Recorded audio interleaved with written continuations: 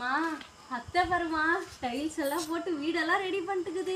அவனுக்கு கல்யாணம் பண்றதுக்கு ரெடி பண்ணிட்டு பாடி. அப்படியாம்மா? சூப்பரா இருக்குது.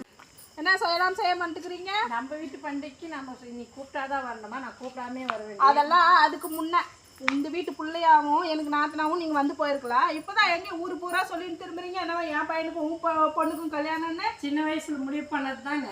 அதெல்லாம் இப்ப கிடையாது.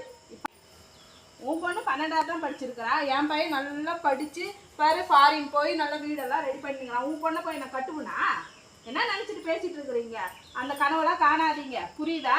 என் பொண்ணுக்கு என் பையனுக்கு வெளியில பொண்ணு பார்த்துருக்குறேன். 100 பவுன் நகை போறேன்னு இருக்கிறாங்க. நீங்க என்ன போடுவீங்க? மிஞ்சி போனா ஒரு 20 பவுன் போடுவீங்களா? அதை கூட விடுங்க. படிச்சு எவ்வளோ பட்டம் வாங்கிக்கிறான். கல்யாண பத்திரிக்கையில் என் பையனுக்கு பின்னாடி பேர் நான் போடுவேன். இவ்வளோ படிச்சிருக்கிறான், வெளிநாட்டில் வேலை செய்கிறான். உன் பொண்ணுக்கு என்னத்தை போட முடியும்? நான் என்ன +2 படிச்சுருக்கிறேன், நான் போட முடியுமா? அவன் கூட வேலை செய்கிறவங்கள கிண்டல் பண்ண மாட்டாங்க.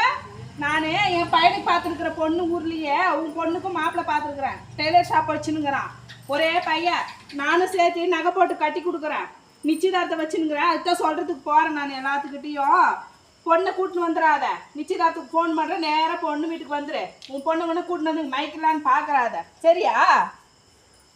இன்னும் என்ன நின்றுக்கிறீங்க? எதுக்கு அக்கம் பக்கம் இருக்கிறவங்கள பார்த்து நான் தான் சண்டைக்காரி வந்தவங்களை வர விடாமல் பண்ணிட்டேன்னு நினைப்பாங்க. கிளம்புங்க ஃபஸ்ட்டு.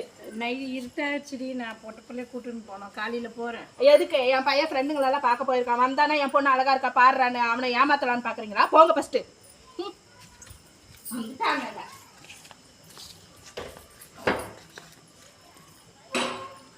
மா நான் அப்பயே சொன்னேன் இல்லைம்மா, +2க்கும் மேலே படிக்கிறேன்னு.